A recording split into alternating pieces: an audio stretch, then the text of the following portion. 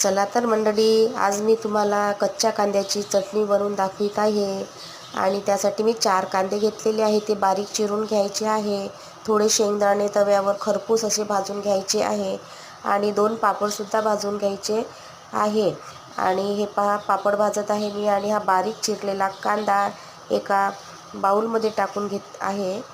आणि पहा, कांदा हा बारीकच चिरायचा आणि शेंगदाणे हे मी तव्यावरच खलबत्त्याने ओबडधोबड असे वाटून घेत आहे.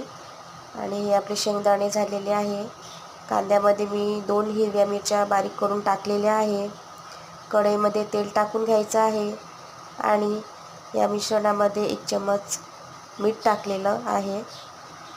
आणि आपलं तेल इकडे गरम झालेलं आहे. तेलामध्ये मोहरी आणि जिरं टाकून घ्यायचं आहे. जिरं मोहरी चांगली तडतडली की त्यामध्ये लाल तिखट टाकून घ्यायचं आहे. कच्चा कांदा असल्यामुळे लाल तिखट हे जरा जास्तच टाकायचं आणि ते चांगलं लागते त्या कांद्यामध्ये.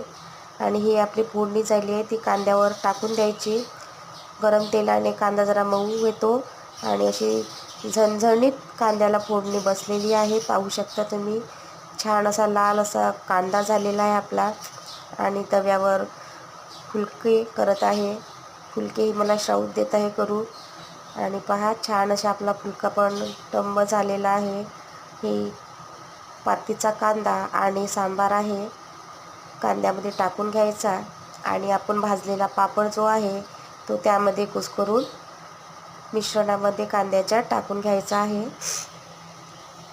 त्यामुळे पापडामुळे आणखीनच छान अशी कांद्याची चटणी आपली लागते. आणि मी प्लेटमध्ये सर्व करत आहे, पहा.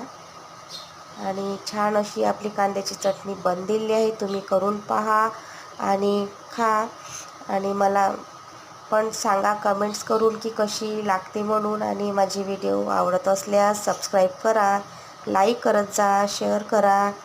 आणि असेच नवनवीन व्हिडिओ पाहण्यासाठी माझ्या बेल आयकॉनला